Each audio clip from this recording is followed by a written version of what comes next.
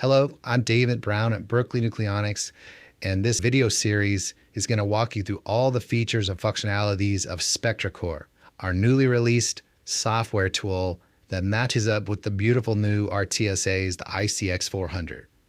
Each feature will be defined in a small video so you can bounce around to just the features you need. Please reach out to us so we can answer any questions you have and get your hands on one of the new 40 gigahertz real-time spectrum analyzers. I'm Berkeley Nucleonics. Hi, David here again. Let's talk about the analog signal generator function built into the ICX hardware. First, a single tone, connect the RF input port to the RF output port with a cable. Click mode and select analog signal generator.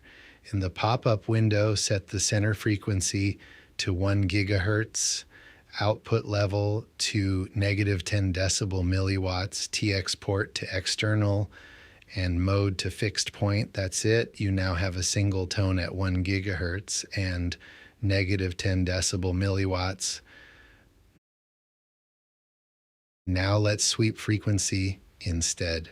Set start frequency to 1 gigahertz, stop frequency to 3 gigahertz, step frequency to 1 megahertz, output level to -20 decibel milliwatts, TX port to external, mode to frequency sweep, and dwell time to 1 millisecond.